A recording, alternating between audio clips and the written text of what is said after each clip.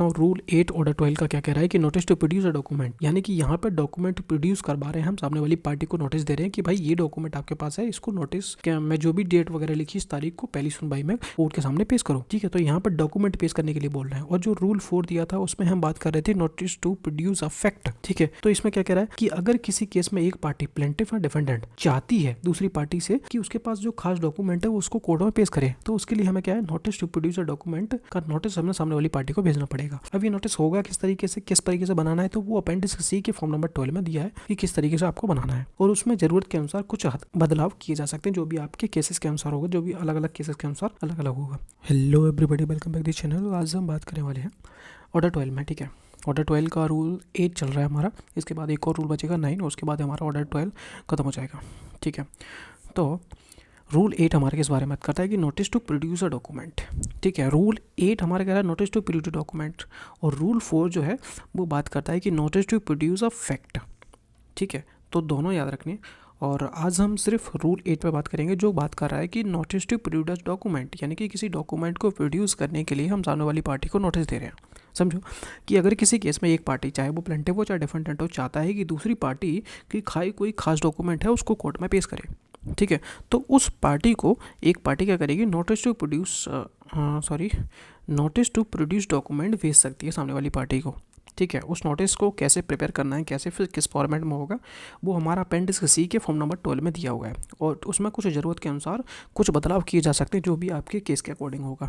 थोड़े बहुत बदलाव चल सकते हैं, लेकिन जो मेन स्ट्रक्चर है वो चेंज नहीं करेंगे। ठीक है, अब रूल का मोटिव क्या है कि कोई भी पक्षकार बाद में यह ना कह सके कि मुझे बताया नहीं गया था कि इस डॉक्यूमेंट को कोर्ट में पेश करना है। ठीक है, और कोर्ट को साबित हो सके कि सामने वाली पार्टी को प्रॉपर नोटिस दिया गया था। ठीक है, नोटिस देने के बाद क्या सबूत माना जाएगा, आपने नोटिस दिया है या नहीं दिया था, इस चीज़ का क्या प्रूफ होगा।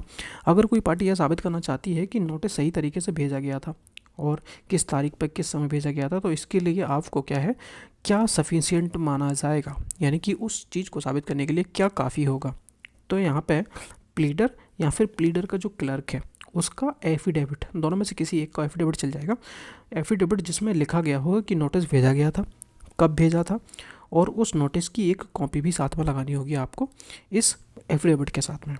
ठीक है, यह सब अपने आप में सबूत माने जाएंगे, और कोर्ट में अलग से कुछ साबित करने की ज़रूरत उस केसेस में नहीं होगी, यानी कि जो प्राइमा फेसी ये एक एविडेंस मान लिया जाएगा, जो एफिडेविट है, कि ऐसा जो नोटिस था वो सर्व किया गया था। अब एग्जांपल समझो, क्लियर होगा कि मान लीजिए वादी कहता है कि प्रतिवादी के पास एक सेल डीड है और उसे कोर्ट में पेश किया जाए, और वादी फॉर्म नंबर 12 में एक नोटिस भेजता है, जो भी फॉर्म नंबर 12 में नोटिस दिया है उस तरीके से नोटिस बनाता है और सामने वाली पार्टी को भेज देता है। ठीक है, अब वकील का एफिडेविट लगा दिया जाता है कि नोटिस 10 को सही तरीके से सर्व किया गया था। अब कोर्ट मानेगी कि नोटिस सही से दिया गया था, प्रतिवादी को डॉक्यूमेंट लाने का मौका दिया गया था उस टाइम पे। अब प्रतिवादी यह नहीं कह सकता कि मुझे तो कभी बताया ही नहीं गया था, तो वो इसका बेनिफिट नहीं ले पाएगा, क्योंकि हमारे पास प्रूफ होगा कि हमने नोटिस भेजा था। अब एक और चीज़ समझिए, अगर फिर भी डॉक्यूमेंट पेश नहीं किया तो क्या होगा, कोर्ट एडवर्स इन्फरेंस ले सकती है।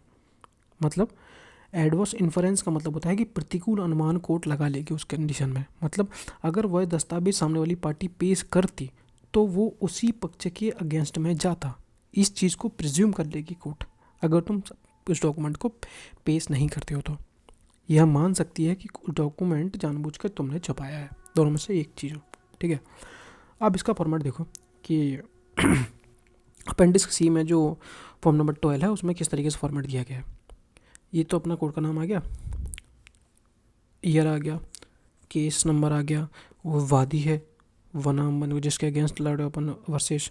ठीक है, और प्रतिवादी का नाम आ गया, और यहाँ पे अपना मैटर लिखेंगे। अपना नोटिस दे रहे हैं, notice to produce a document produce करवाना है, यानी कि हमें उससे डॉक्यूमेंट चाहिए, कौन सा डॉक्यूमेंट चाहिए वो हम नोटिस में लिखेंगे। आपको सूचित किया जाता है, यानी कि प्रतिवादी को, वादी लिख रहा है कि आपको सूचित किया जाता है कि आपसे अपेक्षा की जाती है, आपसे उम्मीद की जा रही है कि आप सब पुस्तकें जो भी मांग रहे हो, आप सामने वाले से पुस्तक मांग रहे हो तो सभी पुस्तकें, कागज़, कोई लेटर मांग रहे तो लेटर, पत्रों की कॉपी, अन्य लेख, डॉक्यूमेंट, दस्तावेज जो आपकी कस्टडी में है या फिर आपके पोजीशन में है, जिसमें इस वाद से प्रश्नगत वादों से संबंधित कोई प्रविष्टि या ज्ञापन या कार्यव्रत अंतर्विष्ट है, यानी कि जिसमें इस केस से संबंधित कुछ चीज़ लिखी हुई है, इस वाद की पहली सुनवाई में न्यायालय के समक्ष यानी कि न्यायालय के सामने पेश करें और न्यायालय को दिखाएं, और विशेष रूप से इस डॉक्यूमेंट को जो आपको यहाँ पे लिखना होगा, विशेष रूप से इस डॉक्यूमेंट तो लेके आना ही आना है। यहाँ पे वादी का नाम हो जाएगा, अगर प्रतिवादी भेजा तो प्रतिवादी का नाम हो जाएगा, और उसका प्लीडर यानी कि उसका एजेंट वगैरह जो भी है, जिसको भेज रहे हो उसका यहाँ पे, और जो भेज रहा है उसका यहाँ पे। तो इस तरीके से फॉर्मेट बनेगा। एक बार फिर से क्लियर कर देता हूँ, रूल 8 ऑर्डर 12 का क्या कह रहा है कि notice to produce a document, यानी कि यहाँ पर डॉक्यूमेंट प्रोड्यूस करवा रहे हैं हम, सामने वाली पार्टी को नोटिस दे रहे हैं कि भाई ये डॉक्यूमेंट आपके पास है, इसको नोटिस क्या मैं जो भी डेट वगैरह लिखी इस तारीख को पहली सुनवाई में कोर्ट के सामने पेश करो। ठीक है, तो यहाँ पर डॉक्यूमेंट पेश करने के लिए बोल रहे हैं। और जो रूल 4 दिया था उसमें हम बात कर रहे थे notice to produce a fact. ठीक है, तो इसमें क्या कह रहा है कि अगर किसी केस में एक पार्टी प्लेंटिफ और डिफेंडेंट चाहती है दूसरी पार्टी से कि उसके पास जो खास डॉक्यूमेंट है वो उसको कोर्ट में पेश करे, तो उसके लिए हमें क्या है, notice to produce a document का नोटिस हमें सामने वाली पार्टी को भेजना पड़ेगा। अब ये नोटिस होगा किस तरीके से बनाना है, तो वो अपेंडिक्स सी के फॉर्म नंबर 12 में दिया है कि किस तरीके से आपको बनाना है, और उसमें ज़रूरत के अनुसार कुछ बदलाव किए जा सकते हैं, जो भी आपके केसेस के अनुसार होगा, जो भी अलग अलग केसेस के अनुसार अलग अलग होगा। तो इस तरीके से ये आपका रूल 8 हमारा बात करता है कि आपको सामने वाली पार्टी से कोई डॉक्यूमेंट चाहिए तो हम उसको प्रोड्यूस करवाने के लिए डॉक्यूमेंट वो भेजेंगे नोटिस सामने वाली पार्टी को, उसके अकॉर्डिंग वो सामने वाली से रिप्लाई भेजेगा। तो ये था रूल 8। वीडियो पसंद आया वीडियो को लाइक करना, चैनल सब्सक्राइब करना। मिलते हैं नेक्स्ट वीडियो में। Thank you.